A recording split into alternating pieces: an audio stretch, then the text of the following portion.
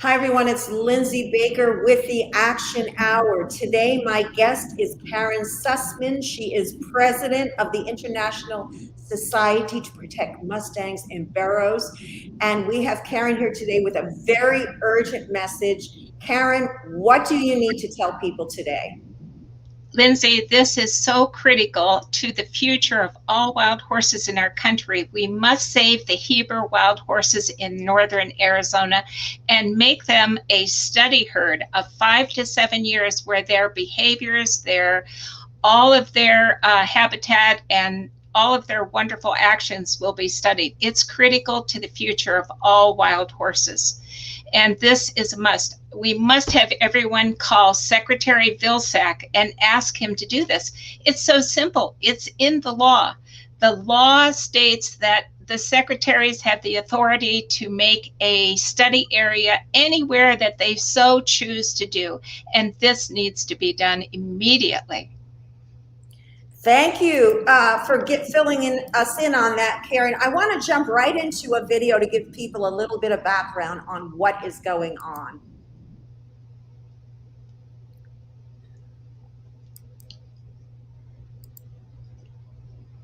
We need a community that helps each other, that works together, and we're tired of being attacked over these horses.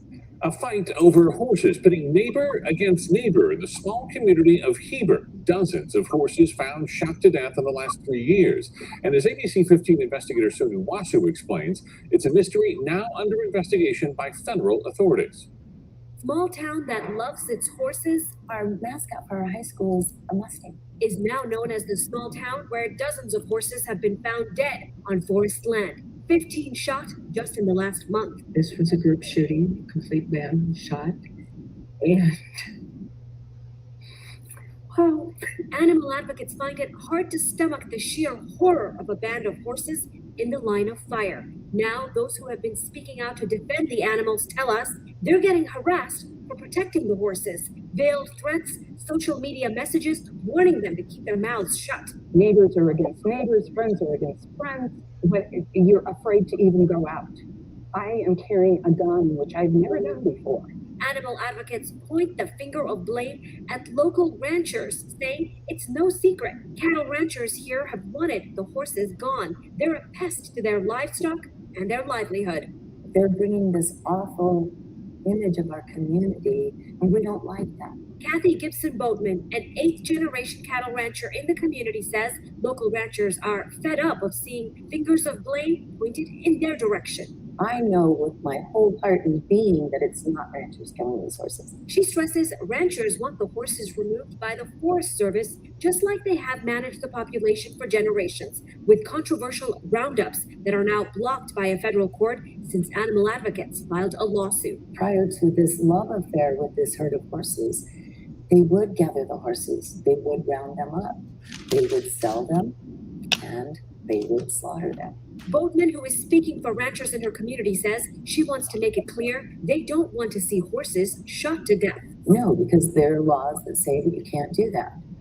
But unfortunately, our Arizona history has shown us when the law, the authorities don't do the proper thing, unfortunately, sometimes people take vigilante justice. Someone feels this needs to be done. Would you call them a vigilante? Maybe.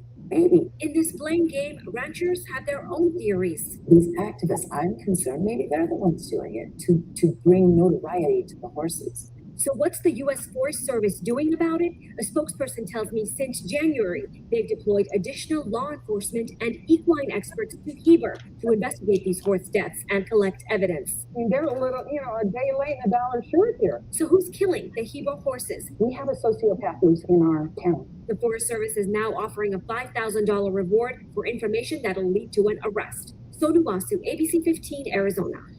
California homeowners, if you are sick of paying too much money for electric bills and you have a meter that looks...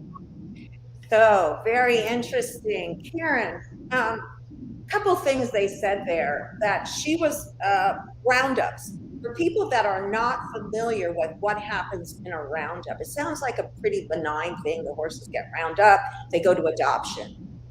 some nice family takes them, whether they're out in the pasture and they're happy. And they would have starved to death if they stayed where they were anyway. So that's what the common message is. Can you explain really what happens in a roundup? Well, in a roundup, what happens is the whole family band structures are disrupted. And when you disrupt family band structures, you absolutely destroy the integrity of these highly social evolved animals. I mean, Lindsay, you have to understand, and our readers have to know, that these animals evolved on the North American continent 60 million years ago. They have been here. They know how to continue to adapt to their environment. They were around at the time of the woolly mammoth, and they were around with the saber-toothed tigers. It just so happens their comrades died out, and Eohippus, the dawn horse, continued. So it's very important that our readers know that that they are a native species to this continent. What is important also to understand is that cattle are not native to this continent. And consequently, you can just put 2 and 2 together to see who best fits into the ecosystem. So, and it's important to understand that once these animals are removed and disturbed, and their families are disturbed, they may never be the same again. I want our readers to really kind of look at it from a human term. If we were to go into a community, which is what a herd is a community of bands together that live happily and peacefully. If we're to go into a community of people and then randomly take different parts of families in that community, let's say we went into a home and we took the father, maybe the mother, and maybe the teenagers were left to be there and to be able to protect their families. You can imagine what would happen socially to the disruption of this community. It would no longer be functioning as a very evolved community. It's the same thing with wild horses. We cannot destroy family bands, which is what happens every time they go in and do these gathers. And so, you know, when they go to the adoption program, that is wonderful. In fact, in some cases, that is how I got involved in the Wild Horse and Burro program, is I adopted my first horse back in 1981. I was on the road to just working on becoming a pleasure rider and a reining champion, I hoped someday. Wow. In the quarter horse industry. I was working with a famous Mr. Dunning out of Scottsdale, so Al Dunning. And that was my goal. I wanted to do something with horses. I'd been riding since I was 4 years old, and I love horses. And so I was committed to this.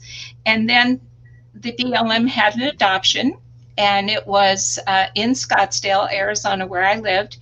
And they never notified me about it. And obviously, I was on the list to adopt a wild horse. And then before you know it, within about a month, I got a call from the BLM.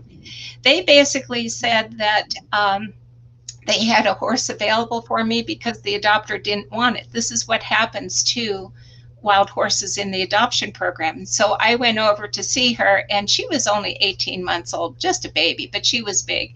And you have to remember, she was born in 1980 when wild horses were not so disrupted and their bands were so evolved that they are magnificent animals. They tell you so much. And so I ended up bringing her home, and she is the gal that transformed my life. And from that point on, after adopting her, I committed my entire life to saving wild horses. And so, yes, that in that way, the adoption program works.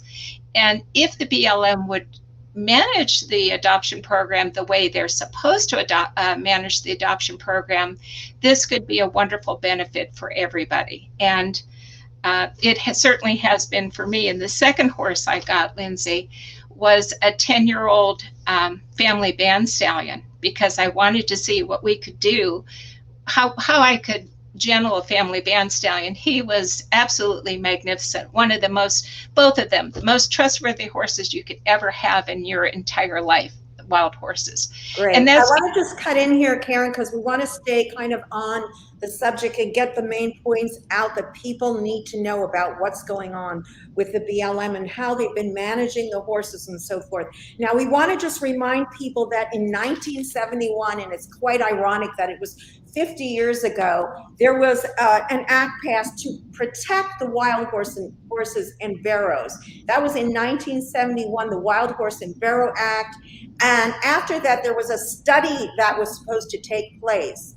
And can you go into a little bit of the history of how this all evolved into what is happening today, where many of these horses, and we're going to get into that a little bit later, but many are going to slaughter. But just before you do, I do want to remind people to please take action now by contacting your representatives. We have the information, and I'm going to be putting up the links. You go to these sites here, the Senate.gov, senators, you just basically, it's senate.gov/senators/Senate contact. It will be in the links, and find your representative and send him a letter. We're going to be giving you that information shortly. But basically, what would be the message that you want people to send to Congress, to the House of Representatives, and to the Honorable Mr. Secretary of Agriculture, Tom Vilsack? What would you like people to say when they make those phone calls? Well, what we really need people to say is that they must protect the Heber herd. Do not let the Forest Service remove any of these animals. They must be studied.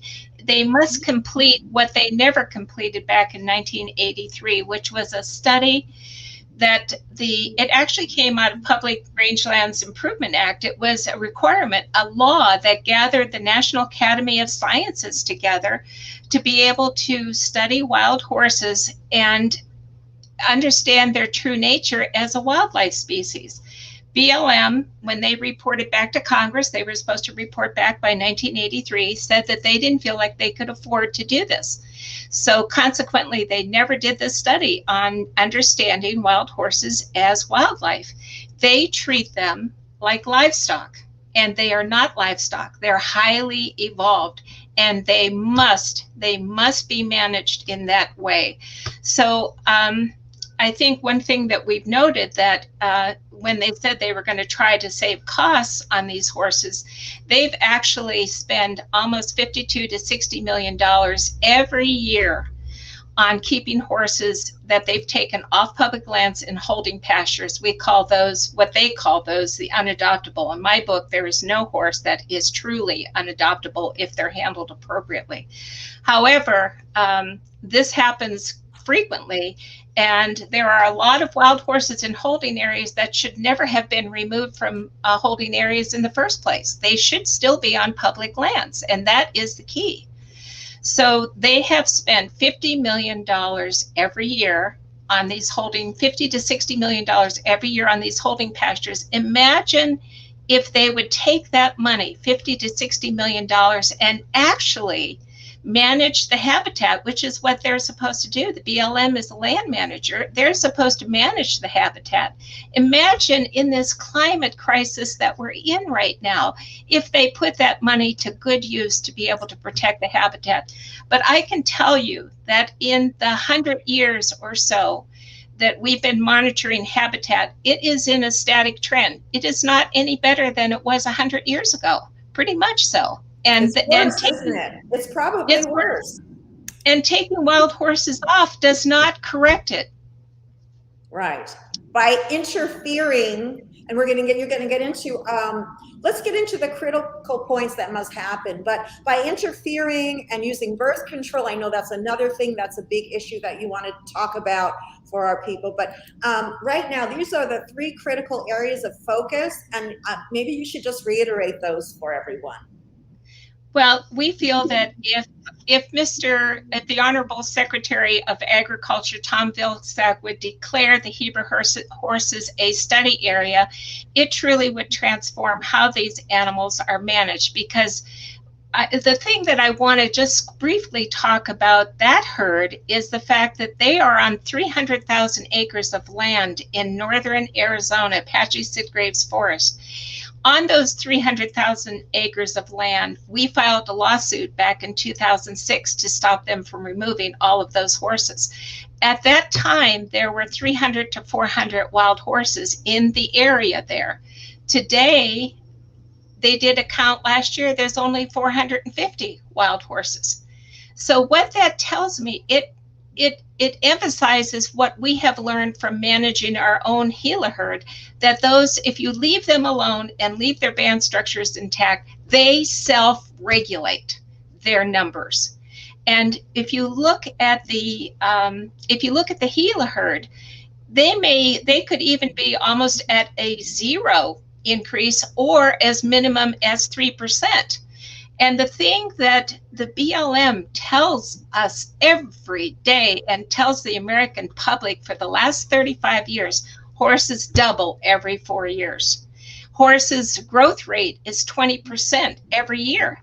Okay, so we calculated what that would be in the 15 years that the Heber herd has been, by law, telling them that they cannot remove these horses until a territory plan is done.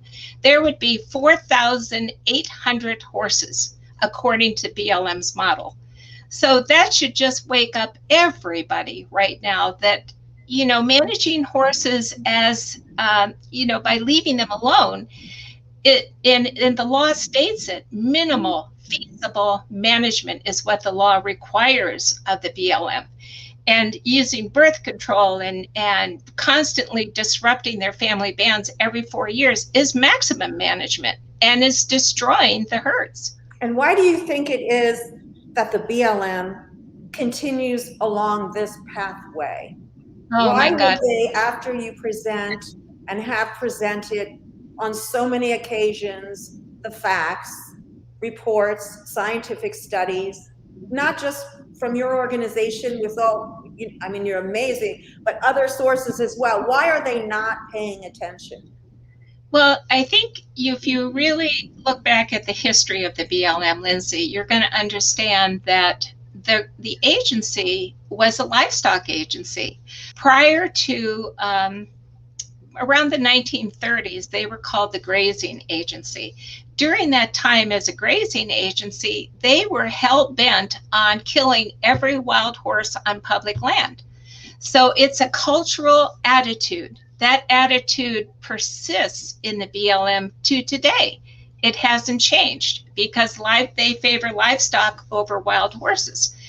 But when you think about it, imagine an agency that is in charge of a program that is to protect and preserve wild horses because 96% of the population wants wild horses.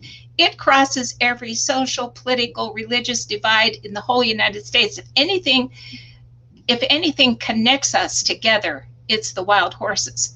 But imagine putting the BLM, which they had to do back in 1971, in charge of management and protecting wild horses. To me, it's like putting the fox in the hen house. And this is the situation many times. We can talk about the California Horse Racing Board being horse owners. I mean, this tends to be like a club or something that develops, and then the people that are controlling it, and some of them actually believe that what they're doing is the right thing. It's a very difficult shell to crack through. Do you agree with that? Well, I think that when you think that the money involved on within the public lands ranching program, you know, first of all, we have to understand that $500 million every year is subsidized to the ranchers. And, you know, if we really just cut out that subsidy, imagine what we could do for the environment. The other thing that everybody has to understand, that public lands ranching is different than private ranching. Okay? How so? Well, because on public lands, the average cost to run a 1,200-pound cow with its calf, which now is, you know, heading toward 600 to 800 pounds, so you almost have 2,000 pounds of an animal. The current cost on public lands is $1.35 an animal unit per month. So if you put a cow calf out on public lands, they are paying back their $500 million subsidy with only $1.35 per month. That is outrageous. I mean, honestly, if anybody out there can tell me that they can feed a mouse on $1.35 a month, and I would be totally surprised, let alone 2,000 pounds of an animal. So that's the biggest problem right there. It is a subsidized program, and it is a powerful program in Congress. And but we can break through. Is that right? We can break through. Oh, we can make absolutely. changes for the betterment of everyone, because that's what we're interested in. We're interested in, first of all, on Jane Unchained, we are a plant-based station. We believe that animal agriculture is the main cause of climate change, and we want it to end. That's something we say right out front. But we understand that's a process over time. But you're saying here that it goes way beyond. When people say that it's a matter of money and saving money, that what is going on is costing more money, and it's totally illegal, it's totally wrong, and yet it continues. But we can change it by making that phone call, by writing that letter. And by the way, Karen, our viewing audience, our viewers, not readers, I just wanted to let you know, and some of them have been asking questions and commenting. Let's give them a chance here to say a couple things, and you can comment on it. So, of course, we know Craig Downer, and he has been on the show a couple of times. He'll be on again soon.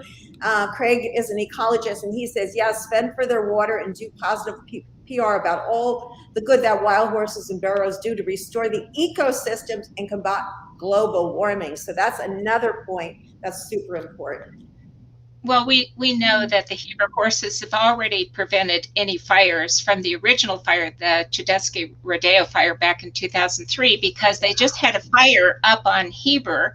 And of course, I monitor that area every day when there's fire. There are so many fires in Arizona. But it was interesting that the fire was not anywhere on the Heber area where the wild horses are, because they managed to graze the system and keep it within, any amount of fuel for the fire. So the fires were outside the areas, and to me, that's very interesting. The other thing is, if you note that in the area, wild horses are very conservative. It has been my experience in all of this time to note that they never graze more than 20 minutes in one area, and they're moving again. So it's very unlike cattle grazing. When you watch them, they're camped out in an area until there's not one blade of grass left on that area. And they also camp out around water sources. And so wild horses don't do that. I mean, I've watched this with our animals for almost, over 17 years. And the water areas are just as pristine as the rest of the areas, because they just go to water, as I've observed, twice a day. And that is it. Whereas if you drive in the West, Lindsay, you will see cattle standing in the water during a very hot day. Very rarely do you see wild horses. They will go in and they'll bathe themselves and put mud packs on them so to keep the flies off. But you'll see cattle are just totally different. Would you like to run through some of your slides here and just make some quick points? We're almost halfway through the show, so I thought you might want to go through that. And one more thing I don't want to forget is that about under the so-called adoption, the New York Times article about the horses, how they go to slaughter. We do need to bring that out, but let's go through some of your slides. And the first one is the study. You want to go ahead and talk about the slide? That beautiful horse that we see there. What we're asking Secretary Vilsack to do is to declare. That's all he has to do. It just has to be a phone call. He can just call the Forest Service. And I've had this experience in the past with two previous secretaries of the Interior. They were very accommodating to ISPMB. But we have had such difficulty in the last 3 months trying to get to Secretary Vilsack. So we're asking everybody to call his office and ask that he declare the Heber herd in northern Arizona a study herd for the next 5 to 7 years, because we believe it will transform how the government manages wild horses, and it will absolutely stop in the tracks all of this talk about the 20% birth rate doubling every 4 years. So I think it's going to be critical. But what's most important about this is that this study area is not done by the Forest Service or the BLM. We must have an independent group who is approved by ISPMB, and so that we know that they're leading ecologists in the world about wild horses, leading behaviorists and habitat specialists. And too many times you get within the government itself, too many times you have people that already have an agenda, and that is to remove wild horses. So I think that's really important that we have an independent study group, and we're trying to work on that as we speak right now to get an independent study group. I think we already covered about herd management and the Heber herd and the rate of growth. So if there's anything else on that point that you'd like to make, but that was the second step. This is so critical. I mean, if we use BLM's model, which is what they use, we should be counting 4,800 horses there right now. And what I want to say is that the BLM has been doing this for the last 35 or 40 years because they've never wanted to manage wild horses. So they have this advertising programs that horses are overpopulating the American West. That is not truth. That is absolutely not true. And so we just have to counter that. And this herd is what can be done to counter it. They're saying that by 2030, that there's going to be over 1 million wild horses roaming Western rangelands. And just to add to this, Lindsay, I want people to understand that when the act passed and they first started counting horses in 1974 and burros, they counted 60,000 wild animals, 60,000. And they want to reduce them to an arbitrary number of 26,000 something. And that isn't, when the law said that they were fast disappearing from the American West, we have to remember at one time there was upwards to 2 million wild horses in the West. Read that, yeah. And so when you think about 60,000 animals at that time, you have to understand that they did visual counts at that time. We did not have the counting ability with GPS and every other technology that we have today. So visual counts are about 50% inaccurate undercounting. So if they did the visual counts once a year, that they did it and counted the animals, we would expect that they could be lower. They could have not counted 50% of the horses. So there could have been at that time 80,000 wild horses at that time. So to say that they're overpopulating now is not true, because their population is about the same as it was in 1974.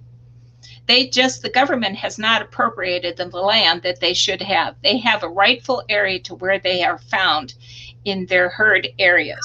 How much do you have off the top of your head? I know we didn't talk about this, but how much of the actual land that was supposed to be allotted to the horses is used by cattle ranching now at this moment? Well, I think, I don't have those stats in front of me, but I think there's like 156 million acres that they manage, and the wild horses are on like around 19 million acres. I mean, they've reduced it from, originally there was 46 million acres that they were supposed to be on.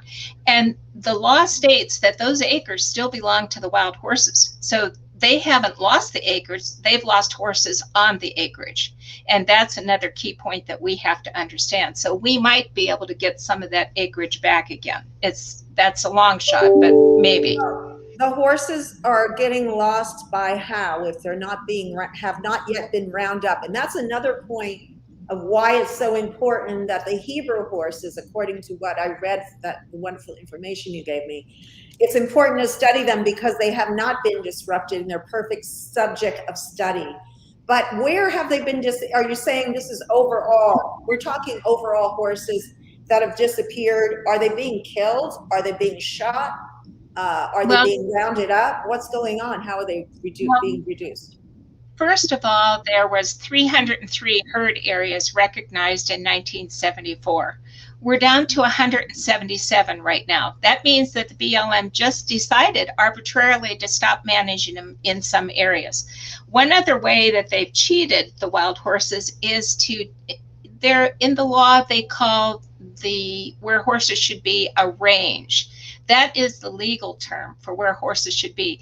The BLM created the term herd area.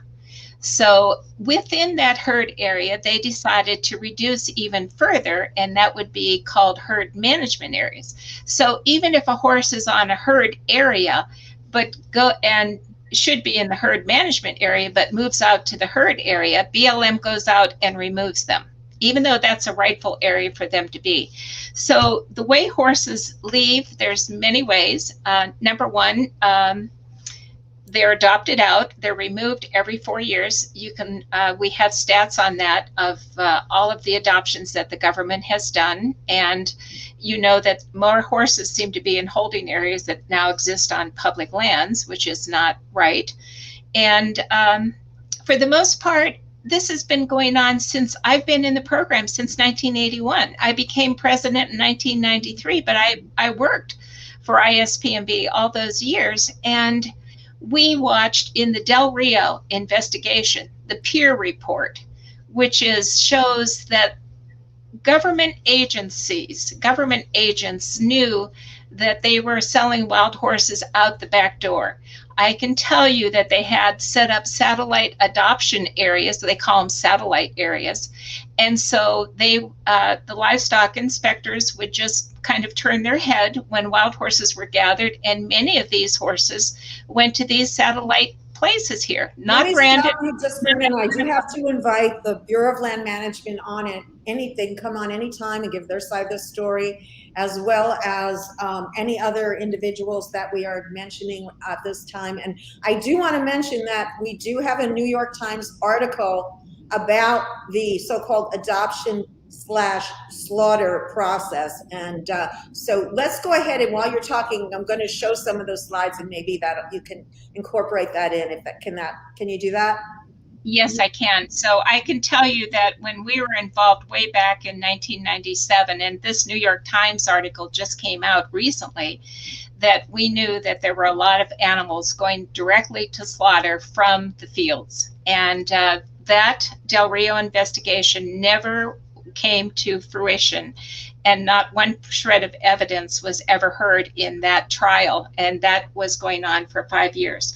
And at that time, I know that the 6 law enforcement agents invited me to come and meet with them, and I had no idea what they asked me to do. But I decided that I had an excellent connection with the BLM, and I knew that once I took the BLM on, that I would become their enemy, which is what happened. And but we held a big summit in 1996 in New Mexico, where we brought all the humane groups together. And through that, there were 7 leading articles by Martha Mendoza, who won a Pulitzer Prize for her work on looking at the corruption within the program. But I want people to understand that it was shut down, and they can read the peer report, which if they go to our site, they can just click on the peer report and look at that entire report. It's damning. And so what BLM was supposed to do during this time frame was to make sure that they shored up their adoptions, to make sure that they would no longer allow horses to go to slaughter. So they never did do that, and it's been difficult. So it's been very important that that we monitor those adoptions. And the BLM came up with this great idea, give somebody $1,000. It's cheaper than keeping them in the holding corrals. Well, the cheapest thing that they can do is keep them on public lands. I want to emphasize that first. But in doing the $1,000, a lot of people take advantage of this and say, hey, I'll keep them for a year, and then I'm going to turn around and sell them for slaughter. That wasn't the intent of the law. That's so incredible that people are actually, I have to stop you there because this infuriates me. I cannot believe that it's knowledge. I've heard this before. The New York Times did an article. There's been many things written about it. These horses are going to slaughter, folks. These beautiful animals are being pulled off their land, captured. The their whole lives are disrupted, their families are torn apart, and they're taken off to concentration camps and slaughtered for their meat. And eating horse meat is not even good for you, I understand. Particularly, well, I guess they say horse racing, but I know it's eaten in some parts of the country, but I mean, meat is terrible for you, in my opinion, so. Well, I might just add there, Lindsay, to all of our people out there that I have not had any beef in 21 years. I am not. So I am pretty much a vegan also, and so I'm pretty much. We'll get you there. You're a vegan in not training. What do we say? Pre-vegan. You're a pre-vegan. Well, I eat eggs and that's about it. And I eat all plants. So that's it. So I made a commitment, long ago. And plus, so people know that I am a registered nurse and I look at the health, and eating meat is truly, not as red meat. The American Cardiology Association says you should only eat meat 3 times a week. So that it cannot be totally healthy for you. It's totally unhealthy. And the World Health Organization names it as one of the leading carcinogens. Ground beef and things like that is the number one, along with cigarettes. Yes. It's labeled equally. We know how unhealthy it is. I'm going to tell you a quick story off the subject, Lindsay, but it might help your readers too and our viewers. That when I had when we got hay and we had truckers come in, and they always tell me stories, and they just got done after unloading hay for our organization. They said, "Oh, I just came back from Texas." He said, and we're in South Dakota. He said, "I went around, and I'm not kidding you, Karen. I picked up every sick cow in South Dakota and took them to a plant in Texas." And I think for liabilities, I won't tell you what fast food restaurants took it. It's going into the food system is the point. They had a dead cow on that truck, and he says, "I'll take it to the burial yard." And he said, "No, we're going to cut it up and use it." So just want you to know that this is what happens, Yes, and they're called the 3 Ds: down, dying, diseased, and dead. And they do get into the food systems. We've done shows on that. Maybe we should stay with the horses because we've covered this a lot, and we want to stick with the important points of how we can rescue these guys. I did have I was showing your website here, not your website, but your Facebook page. And people can get in touch with you. They can also donate through there. But the most important thing that they can do right now is make that phone call. Is that correct? I mean, that's going to help the most. That's critical. Just getting out to Secretary Vilsack and making sure that they do not remove this herd, that they keep it a steady herd. I can't begin to emphasize how critical that really is, and how very important it will transform how wild horses are managed. I mean, I have the experience of 17 years of doing this, so I know, and I know that herds, even when they're giving the best of everything, they only increase at 8 and 9%, and that's a picture of our herd right there. And in the wild, when they're not taken care of, I would imagine that the growth rate would be close to 4%. I believe in the National Academy of Sciences, before they did any studies, they thought it might be at 7%. But I do believe that it's going to mimic the growth rate of the Heber herd, which is somewhere around 3 and 4% right now. Wow, that's incredible. Again, let me show the call to action screen here.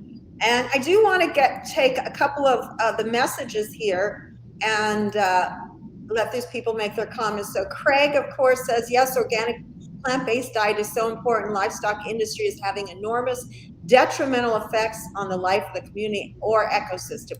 It is really the cause of global warming, a number one cause of global warming. Obviously the only cause, but it certainly factors in there pretty much equal to methane gases and petroleum and all those things. Well, methane gases come from the cows, and they're producing a large amount of that, which is also fouling the water systems, things like that. And it's really destroying the planet, and it is causing fires. I mean, you brought that up just slightly. They're talking about how, I think we was talking to Craig about this actually, how when herds are gutted, not long after that, that area will have a huge wildfire. That happens often. Do you want to address that for a moment or two? Yeah, no, I think that it's very important because, first of all, the ecosystem, the ground cover is protected because, number one, the horses don't graze down to, they usually graze 50% of the plant, whereas cows will graze down to almost, 5%, 10% of the plant, though there won't be a plant left that can grow. And so, when you look at the way wild horses graze, and they graze only 20 minutes in an area. And I know that they've tried to talk to the ranchers to try to rotate the cattle, but they don't do that. Cattle don't rotate. Horses generally move around their entire area over a period of time. In fact, during hard times, they may travel up to 14 miles just to get water. And so it's critical. These horses evolved on this North American continent. They know how to sustain the ecosystem here on this continent.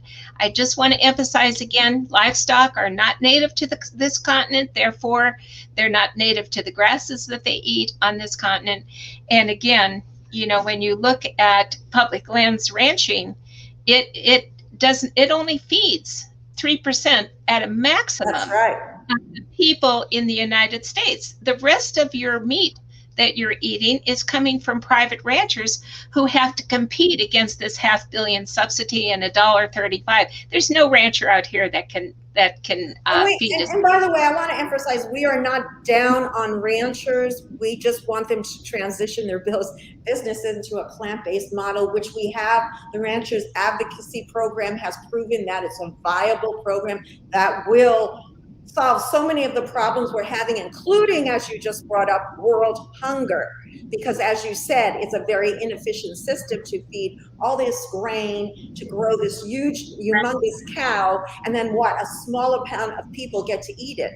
And we're hoping that for those that do want to continue to eat meat at their own peril, that we can at least provide the cell-based meat for them. And that's an alternative, because some people, we realize, it'd be very hard to get them to change, although we feel like it's quite incredible, because 14% of the population, I was just looking it up, is now plant-based, as opposed to 5 years ago, which was a very, very small percentage, like 1 to 2%. And that's a very encouraging number, that people are getting the message about meat. So we do want to emphasize, and we call them cows, not livestock. I know that it's a common term, but we think of them as individuals, and we feel that it's important to make these changes.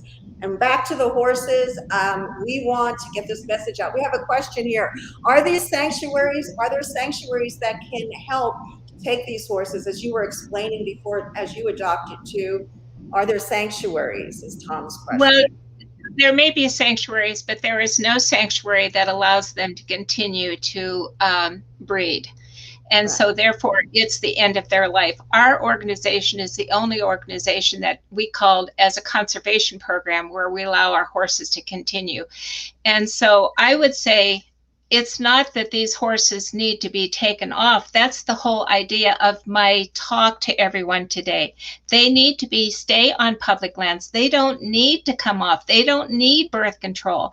They self-regulate. They do this all on their own because of their wisdom that they've carried through eons of time over this landscape. Wisdom that is passed on from one generation to another. Can you imagine if you go in and remove these horses every 4 years, how much wisdom is going to be left in these horses? We must stop this. We must stop this. We see in these pictures here, the horses are in their social structure. They actually are, these are young males, I think it said, that are kind of playing together, and here they're mock fighting. So that you can see they actually, as you're saying, they are family units. And then we have this beautiful picture here. I mean, it's right there in front of your eyes to see, as opposed to this and this. This is a travesty. This is incredible. We have to do something right now. We have to do everything we can. And Karen, you are the guardian goddess to me, that you are the person that we should be listening to right now. You are the person we need to follow here, and follow your lead, because this is critical. And as you say, it not only affects this herd, it affects the entire population of wild horses in Burros, because as this continues to happen, there are roundups going on. As we know, the Onapui herd has been rounded up. People are putting up pictures on Facebook, heartbroken, watching and tracking these horses. And that's one good thing we do have. We do have social media on our side to keep track and to keep on top of these people and let them know we are watching you and we know what's going on and we want answers. And Lindsay, I really believe that the one real way that we can stop the government is by making this herd a study herd, because when they realize that their increase is so little, that there's not 4,800 horses out there, that there is just only 450, and they have self-regulated over this time. They have not destroyed their habitat. They have not destroyed their habitat over this time. I think it's critical that we need to do this, because BLM has, for the past 35 years, had this program and of telling everybody there's an overpopulation. And the sad thing is many people buy into it, that there's an overpopulation.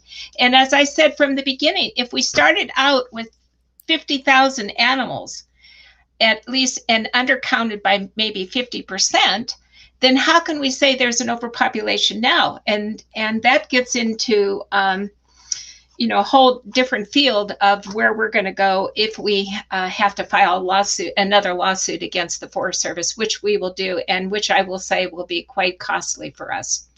But it's going to be critical that hopefully Secretary Vilsack, through the goodness of his heart, will indicate that this is a study herd. This is what the people want. This is what the people want, Secretary Vilsack. They want you to declare this herd a study herd, because it will transform how wild horses are managed. They don't need PZP. They don't need to be rounded up.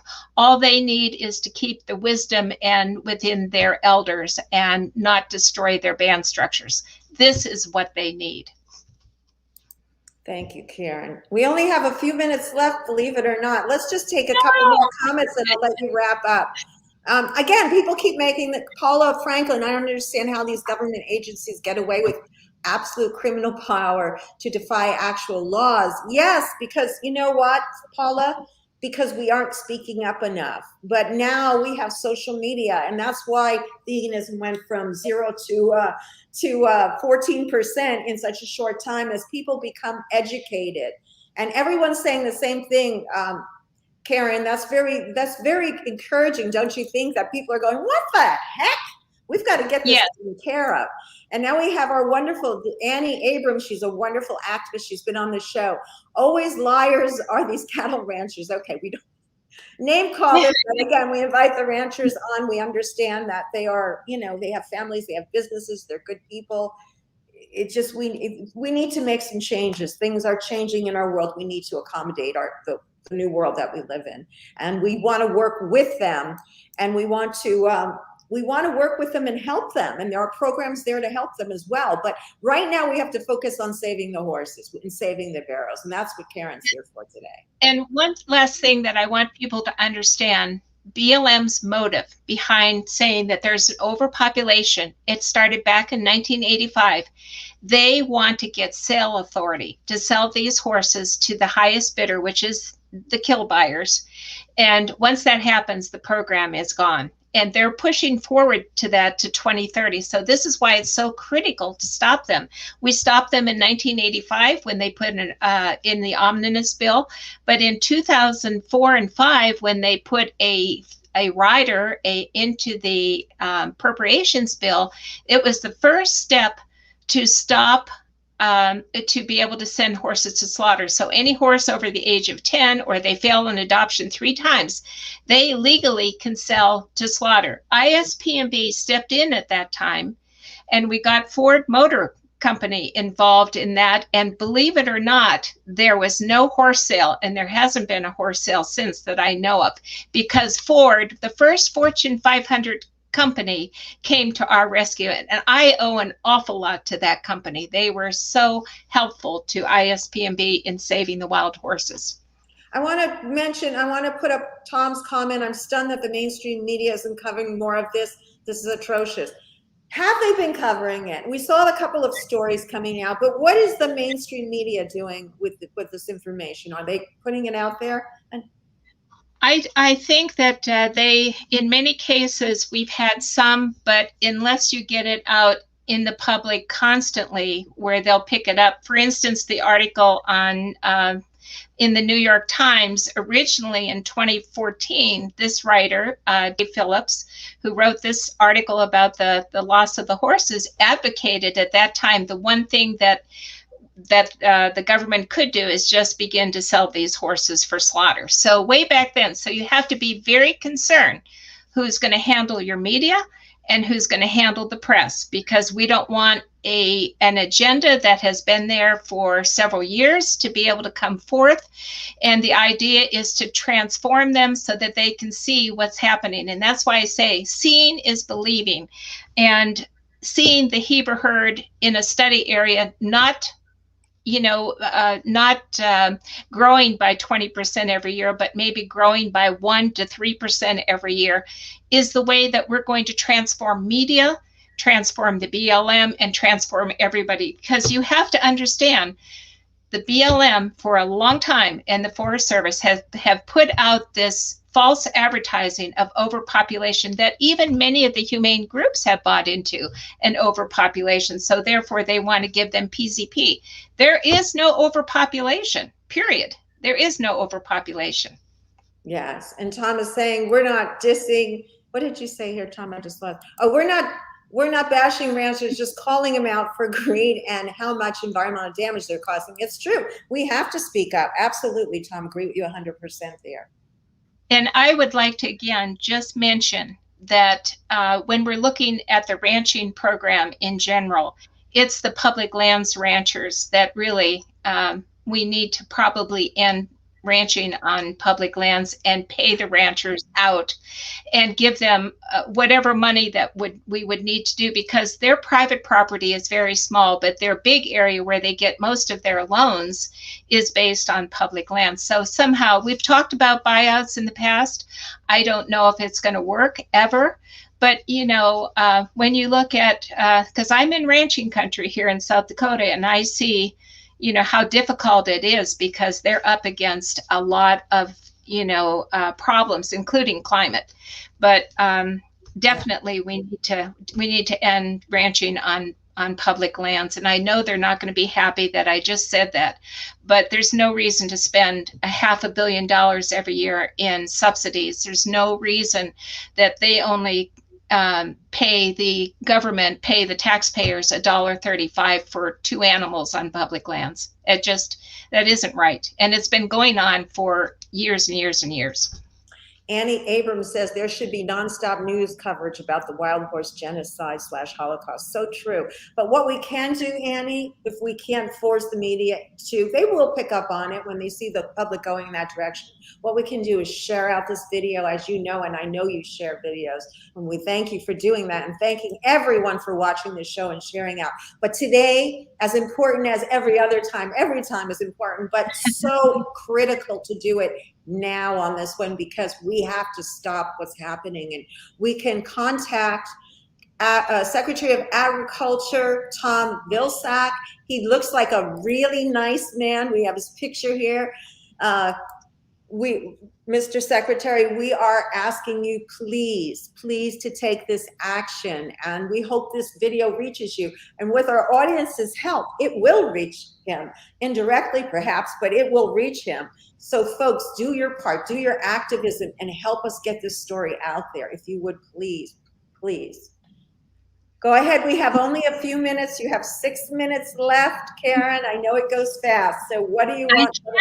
I can't believe that we've talked almost an hour, Lindsay, because it's just amazing to me. But I just want everyone to know that what we'd like to do is do a petition, which will be up on our website soon. So if people can sign the petition, I will be sending a huge packet to Secretary Vilsack. And my goal is to go ahead and send it to the Natural Resources in the House of Representatives and in the Senate to reach certain senators there. So if we could send a petition, it'd be wonderful if we had 100,000 names on it. So well, when you're ready to do that petition, when you have that petition ready, please let us know and we'll help you publicize that as well. Thank you.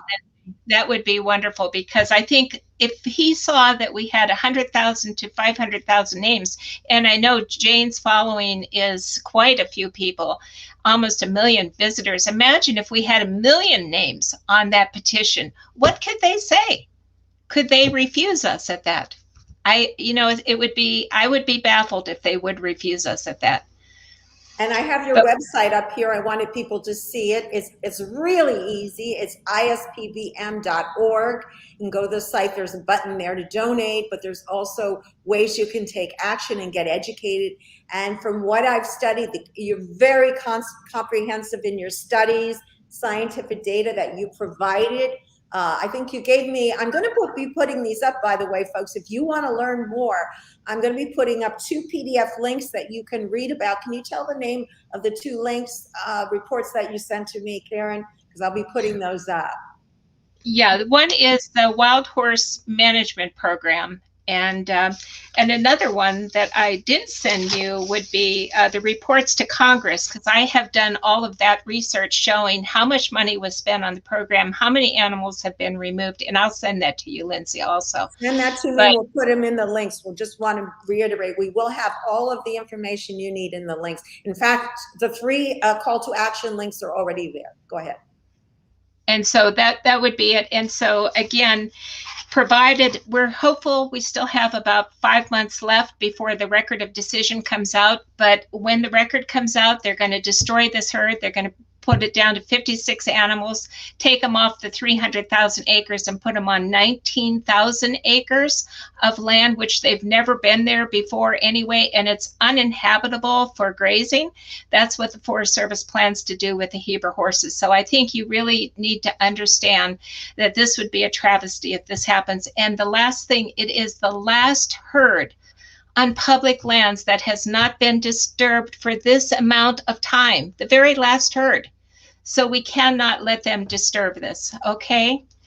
And so your help, I'm just calling upon, begging everybody, pleading with everybody, please call Secretary Vilsack. And I think that if we put enough pressure on him, like you say, get that petition going, get people talking about this, we have seen changes happen. So we are dreamers. We got a comment, you're dreaming. Yes, we are dreaming. We are dreamers and we make dreams happen. So thank you for that comment. So again, I would like you to keep us in touch.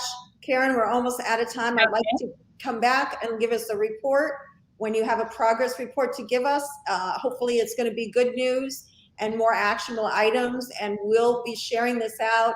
I share it out on my social media, folks. A great thing you can do on Instagram and Facebook, if you follow me, you can take I'm going to be making up clips and you can share them out. People love watching short 1-minute clips, getting the point out. It's another way you can help, but of course on your own, share out. The main thing is we get this message out.